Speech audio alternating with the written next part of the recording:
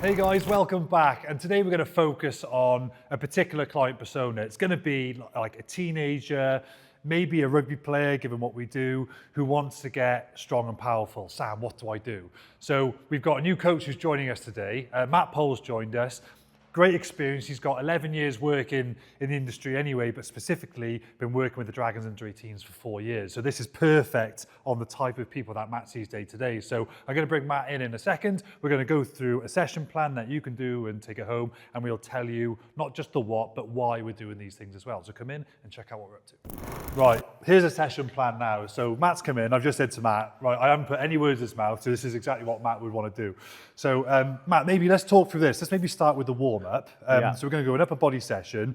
Typically, what do you think, or what would you do with your players? What would you like to include in warm-ups for your sort of upper body strength sessions? So warm-ups essentially, like the idea is we're trying to prep for that session. So a lot of people will go into a warm-up cold or go into their sessions cold. Essentially what that does then in terms of like that preparation, but not just mentally, but like physically as well, is super important to make sure that warm-up is done correctly. Starting off, normally it's just like some general mobilization when you're going through like your upper body stuff.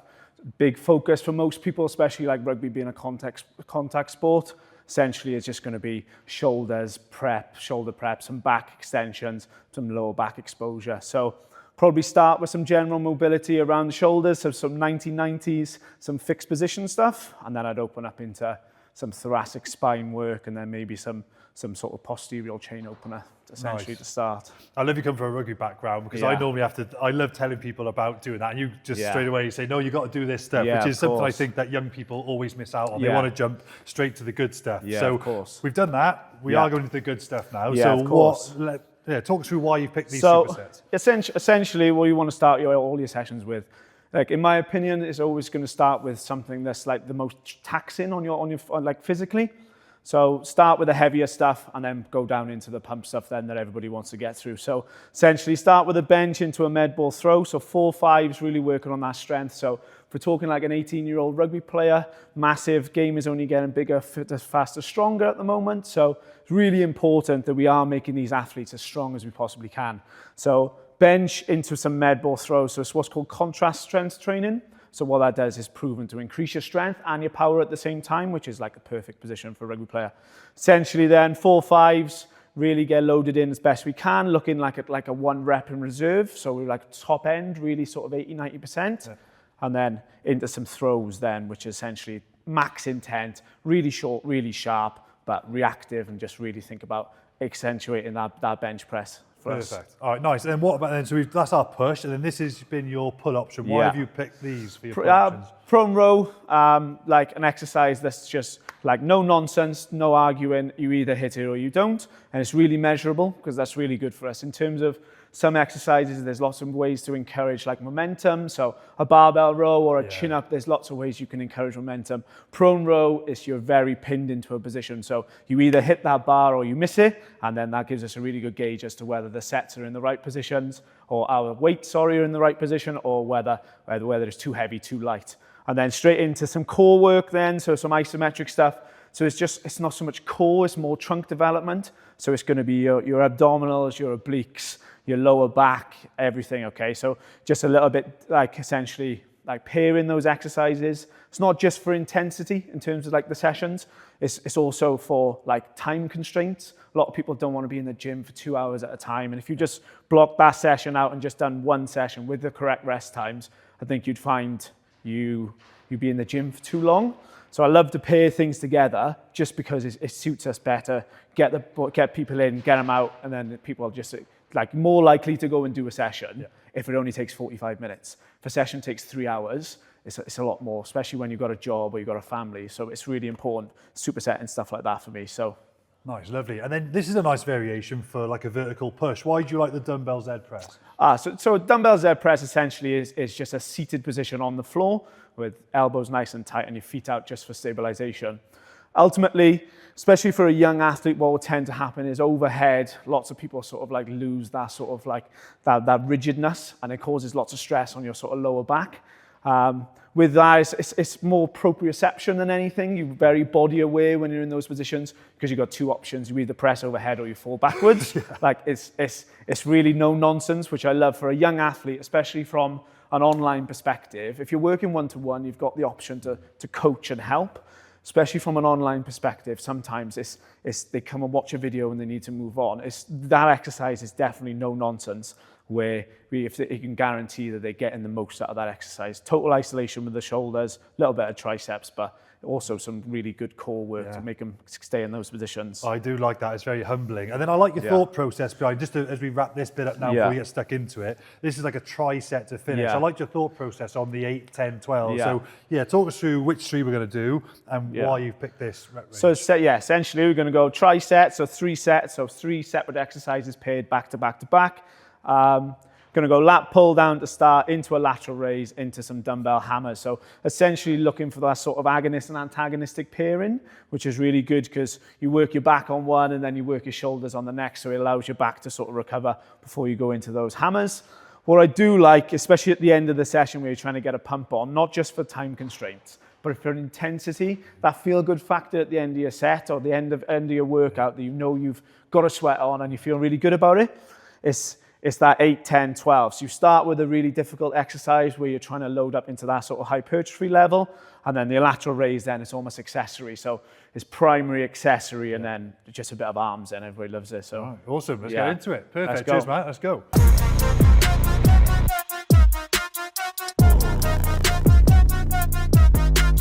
I haven't nailed the face because I got so much limitation. So I would essentially just trying to grab, so you've got a bit of purchase on it, split your stance, almost like trying to push my hips towards the machine. Yeah, nice. And then I can stretch. Feel it more in, so I find it really hard to target this, you know? Stretch, squeeze, and I'm pulling those, essentially I'm pulling the cable to the top of my head. Nice. And then you really tend to feel that more in your rear delts. Nice. And what it does as well, it takes the almost the ego factor a little bit out of it. Because you haven't got much of a choice. Because you can't hold on to it when it's heavy. Yeah, that's true. So that's it. So if we can try and pull with my elbows. Imagine I've got a strings in you now. And I'm pulling from behind. That's it. Yeah. Better. Ah, nice.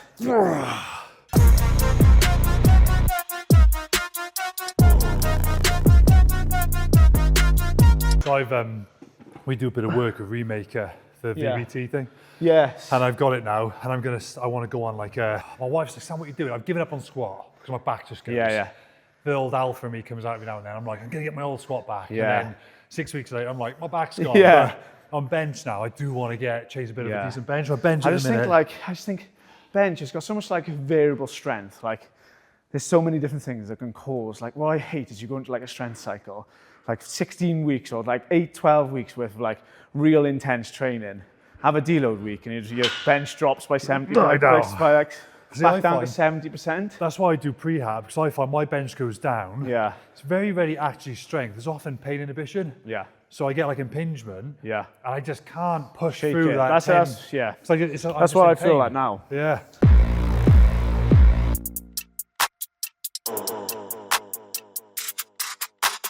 My training has changed a little bit now. So like I've got a London Marathon coming up now in April, end of April. So I'm doing that. Like my training's changed a little bit. So like just stopped playing rugby. Like started coaching. So like played in the front row. It's all about being strong, being bigger, heavier. And then now I'm sort of like, right, okay, I'm in that transition period where I'm like, right, I don't want to be like that anymore. I want to run a bit more. And then you think, like when you're trying to run around at 110 kilos, like it doesn't work like when you're trying to run half marathons and marathons and stuff. So like it changed a little bit. So I don't really, when I come in the gym, I want to do stuff like, not that I enjoy, but I enjoy training for less reps. But like that, I think that serves more of a purpose around like injury prevention and stuff like that.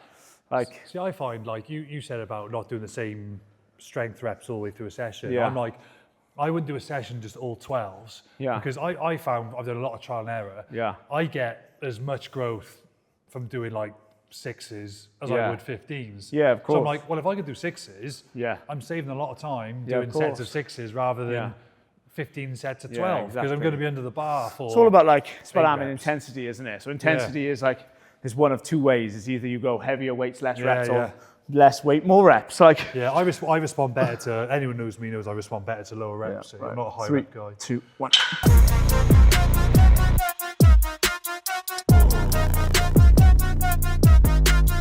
How much rest do you normally like to prescribe between that and the med ball?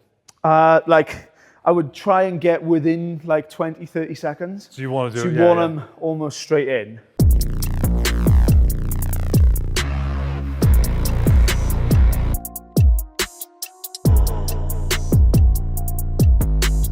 I can't do that without moving my legs. Yeah. So like, kick my legs. if I'm honest though, like I've used that with general public and with the boys. The demonstration is like more important sometimes. Like you'll see lots of people doing that. Like that exercise doesn't work unless it's 100%. Oh mate, we have to have that. We have to say that so many times. It needs to be full tilt. 100%. So anything you do power-wise, it's not about weight, it's not about load. It's about intent. Exactly. It's got to be If your balls out. intent isn't right, so I used to say that all the time with the boys.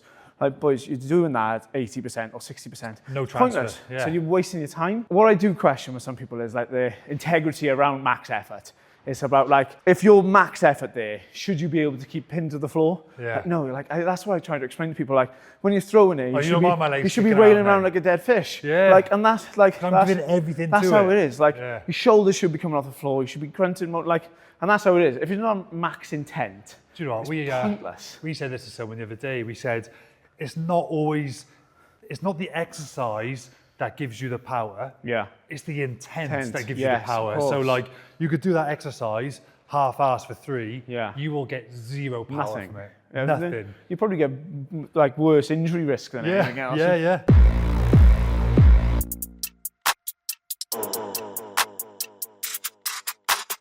Like stuff like this. It's good. I think it's quite transferable as well. Yeah. Especially like when you talk about like rugby players and stuff. If you told them, if you put them on a rugby field, mind, and went from horizontal to vertical, and asked them exactly what they're trying to do there, even though they're doing it bilaterally, like it's just a big don't argue, isn't it? Yeah. Like it's the exact same movement, but they're doing it at a different plane. Yeah. So like when you try and get like young athletes to try and do stuff like that, they look at you like you got a telly on your head for most of it. Yeah. But you're like, it's so transferable little things. If it's not like pushing somebody away, it's like your speed to get back to your feet. Yes, It's the get off exact the same ground. exercise, isn't Yeah, it? Like, getting off the ground, Just you're like right, so it's a good that one. is that. Like it's transferable as Yeah, it's a anything. good shot. I never really thought of it in that perspective, just getting off the ground and then, like that's a big thing, isn't it, in coaching? Like all you have to do is stand on the side of a field and people are like screaming, speed to set, time on your feet and stuff like that. Yeah. Staying out of stuff, like speed to set.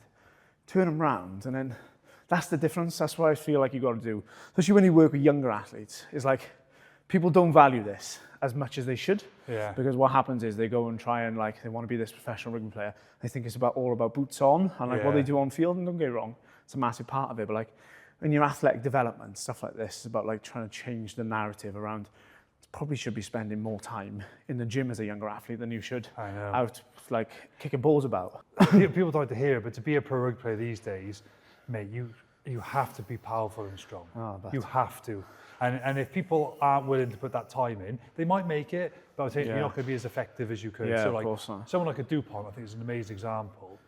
Mate, that guy was blessed with skill and natural aerobic ability. Yeah, of course. But mate, that guy, you can tell, and from what I've heard, trains like stink. Yeah. And even though he's the smallest guy in the field, mate, he's one of the most like Yeah, but it's the powerful, same as, like, explosive yeah, guys. it's Because he respects this. Chess and Kobe, isn't it? Like, Yeah, exactly. Like historically, you look at him, he's almost like Shane Williams-esque, isn't he? Like, so, like he's very similar in that respect. Like, especially with the South African team, absolute monsters. He probably even looks even smaller now. Yeah.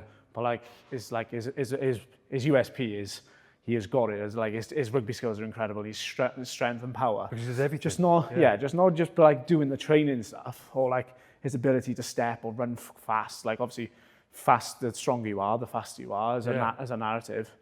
But it's just like from an injury perspective as well. Yeah. Like he's got to remember you're having like blokes like SW7 whacking him 24/7, or you got like lumps like that.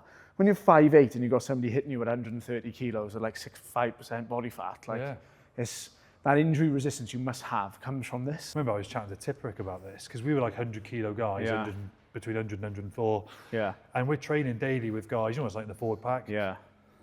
We train daily with guys who are minimum like in the If forward you go pack. like a tight 112 to 125, 130. Yeah. So we're like 10%, 20% smaller than most of the guys, and we're doing contact with them.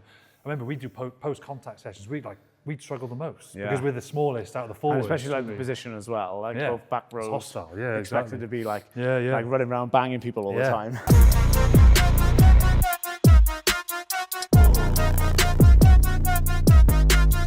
That used to be my thing. Like I was all jumps, throws. Do you know what I mean? Now I'm like, I don't do any of it because I'm shit. So like, Gas, who comes in, and be like, Gas, you got to do all the jumps, mate. Like, my counter movement now. People have like asked me to do it, thinking you can do what you used to. I'm like, 37. I got nowhere near the counter movement I had when I was 24. Do you know what I mean? Just can't do it. And I don't train for it either. Like, it's just, what's the point? I just got to train to be like fit for every day, be able to play with my kids, and also like... That's the difference, isn't it? Yeah, and I don't train like a bodybuilder either, because I don't want to have silly DOMs for days when I got to get up and off the floor all the time, mucking around my kids and that. Your priorities now are not to be the strongest. Basically, what's the be minimum? like, it's like, ultimately, you talk about like longevity of like joints and ligaments and stuff like that. There, 90? No, that's 2 again. Oh, it's 2 again. I can't see it from here. Talk about like longevity of like joints and ligaments and stuff. Like realistically, the safest option is to go lighter weight and more reps, isn't it? In terms of like trying to achieve intensity. However, like it is that thing, isn't it? That old like competitive edge you have. Like still want to be strong. Same as anybody. I know. You just want to be strong. And don't get me wrong. Like obviously, like stronger you are, the less like chance you got of like having like weird injuries. But got to think of the difference. Like what could doing like these real strength sessions. The risk you getting hurt doing a 100 kilo bench compared to a 60 kilo bench for 10 is like that risk and reward, isn't it? It's about finding that balance, especially with like general public. Get people sort of like go over that sort of like age barrier of like 45, 50. It's around like trying to balance what's best for them. And like you'll get people come in, I want to get stronger. I'm like, if you just do sets of 10, you'll still get stronger. Still get strong. Yeah, of course but you like, will. you just won't get as strong, or you won't get maximally strong. You'll still progressively get strong. And that's about changing that narrative for certain people. But you like, need to say to them at 45, do you need max strength at 45? Yeah. Do you know what I mean? Exactly. Like you don't, you know, what are you doing it for other than just like a bit of ego? Do you know what I mean? Yeah.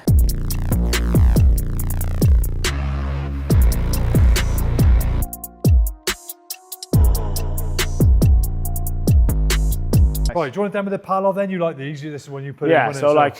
What's the main coaching points for this? And so the biggest thing is it's about like sort of like a lot of people will do it and like set themselves up in line with the cable, and then what happens is they're almost like at this angle and it goes more through your shoulders than anything else. So big thing is to make sure that when the cable is coming out, or if you use a band or whatever it might be, it comes out straight. And you want to set up then round shoulder height. And then little tip then essentially is make sure obviously you've stepped away from the cable, so you've got resistance by the time you're almost off the weights. But just interlink your fingers. Don't like, if you do this, you tend to start pushing with one arm a little bit more, or especially if you're going to go into a rotation. Find if you just interlink your fingers, it's just a hold essentially. Then I'm going to go feet shoulder width, sink my hips. So if I squeeze and I'm up tall, doesn't actually, like, it's not as much trunk development as we're trying to achieve. So I'm looking to do in that position, a little bend in my knees, so unlock my knees a little bit, and then I'm just going to go out straight and hold. Chest up, head up, squeeze my core, arms are straight, but like, if they go straight, what's going to happen is your shoulder's going to go into an isometric straight away, and that will then take away the focus point. So almost like that mind-muscle sort of connection type thing. I know I'm supposed to be working my core. If my arms are straight, my shoulders are going to be burning. That's all I'm thinking about. So I want to think about just dropping my hips into it, a little sort of like a soft bend in my knees and my elbows. So I'm in that position there, and then I can just hold and think about just squeezing. The range anyway, really, obviously, like if the weight is lighter, you can go up a little bit heavier. Like it's obviously, that's an isometric. There's obviously the different rotation, there's different sort of variations then. You can press, you can move your hands in and out, you can rotate, you can fix, you can go from higher or lower. It's a really versatile exercise that can just benefit like everything in terms of like trunk development. Yeah, nice. Like you can go from different angles, which is then going to essentially put different focus on. That's one of my favourites. Areas. Yeah, that is one of my favourites. If I could pick like one core exercise, and its derivatives, like I'd probably pick that. Yeah.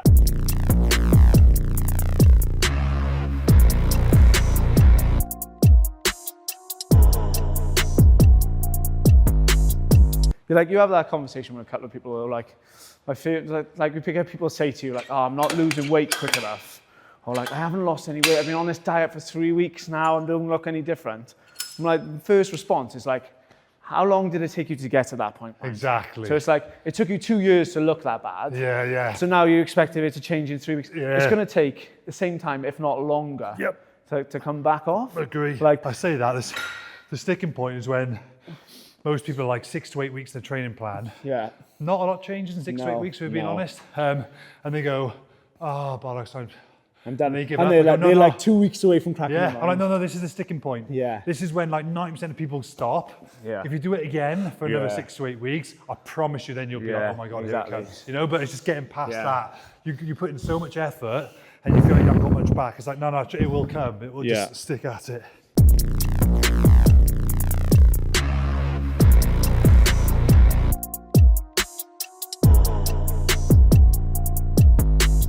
Right. Okay, Matt, Z press next. What sort of weight are you looking at? 3/8 we've got.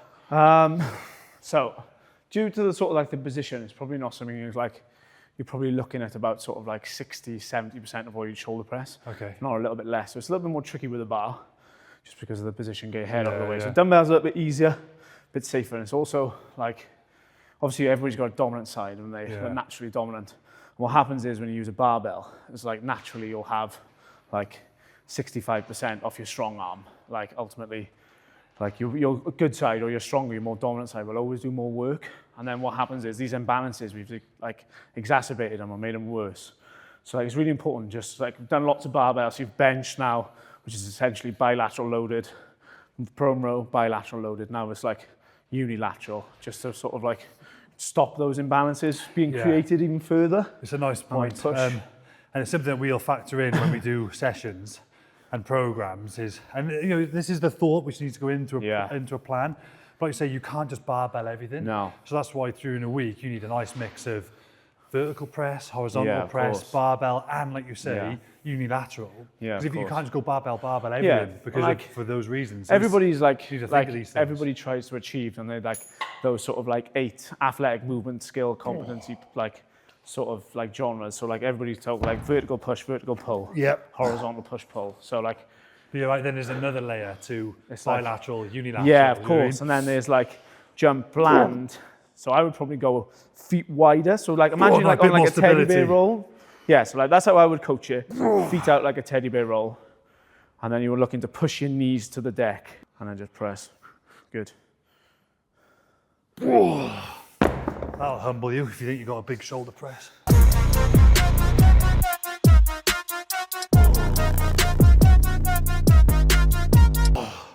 That's the sweet spot. That's a nice weight for me, that. It's nice doing something new. Yeah, so it is a nice change. Yeah, it is. Yeah, because I do find I end up doing the same kind of stuff, you know, and it's nice just to keep it fresh. Yeah, like, and tedium is the biggest thing in a training plan, mind. Yeah. I say that all the time. Like, as much as I agree, you should have, like, you shouldn't be swapping exercises every session and stuff. There needs to be some almost like formality to it, where you can guarantee. And it's the biggest thing I find. I said to a client, like previously, it's about order. Like, and if your training plan is the same exercises but in different order, your weight selection is going to be completely different. So if I'm coming in, I'm going to shoulder press for a bench, but I normally bench before a shoulder press. Very different. One of those are going to be different. Yeah. And then it's not comparable. Yeah. Like, that's when it becomes a little bit more tricky then. I find I have a couple of, I probably have, when I say a block, not 4 weeks, like maybe like a 12-week block where there might be 3 exercises I'm chasing weight. Yeah. So it might be like, right, I'm going to work up my dumbbell bench, like say recently, or if it's bench press now, or a weighted chin or a prone. Those I kind of keep as my spot in the spine. Yeah. And then like you say, your accessories I fluff around with. As long as I go pretty much like and hard. that's where you get that sort of like variation in your training plan. Variation, but you still have your big rocks, which stay the same. You know? It's always that compound thing, isn't it? I'm not a massive fan of that term, to be honest. But like, because everything, if you do it properly, it can be a compound. It's about 10 different exercises. And you can't get 10 exercises split between 3 days, because otherwise you'll just be doing compounds. You end up training like a power lifter. You know,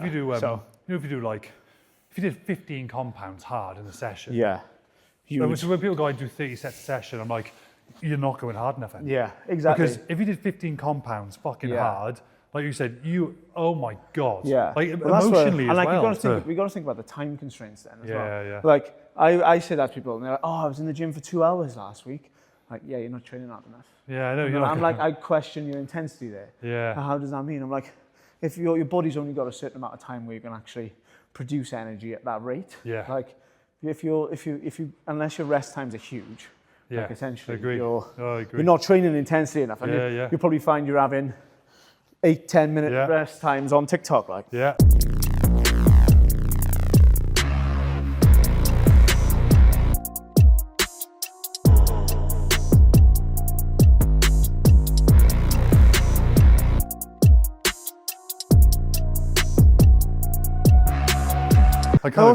I'm sort of there.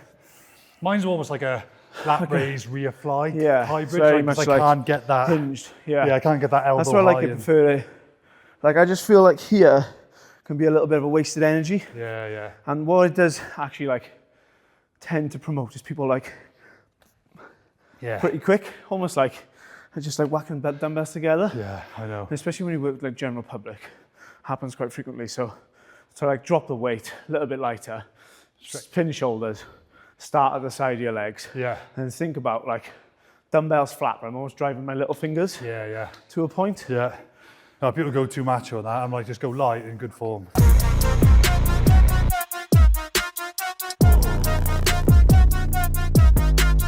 So you've always trained with that intensity, Sam? Like in terms of like, because I've seen obviously professional rugby players training now. Yeah. Don't seem that you find people get into that level very frequently anymore. Yeah. Don't know whether it's like a load management thing or like, sure, or it's encouraged.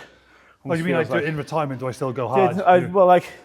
Have you always trained like that, or was there like points of your career where you like, obviously like, go through injuries and stuff? Yeah, no, I mean, no, I've always been gun ho. Yeah. I love it. It's weird. Yeah, I'm very lucky. Like, which is a nuts thing to say, isn't it? But like, I could give you 15 examples where people don't train to any point of honestly, like genuine intensity, then expect to perform on a field really well, and then it doesn't happen, does it?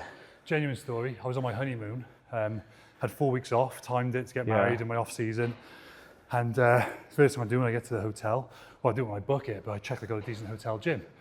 And my wife is like having a meal the night before. We were away in some nice beach resort. She's like, "Are you have any drink?" I'm like, "Oh no, I'm training in the morning."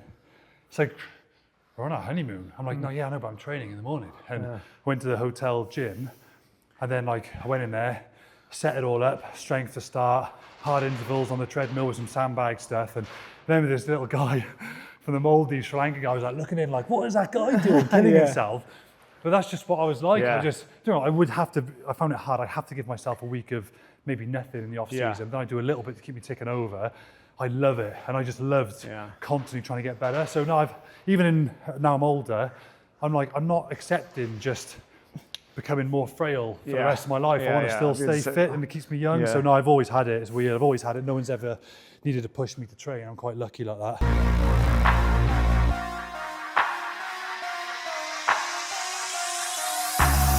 There you have it. Strength, power, and a bit of pump all in one session. I love that. That's new for me, so I'm going to start chasing a bit of bench press. If you can continue watching this series, hopefully you'll see me on my little bench press journey trying to get to a new PB. But thank you very much, Matt. Great job doing on session 1. Yeah, mate, brilliant. Yeah, it's good. Thank you. Cheers, guys.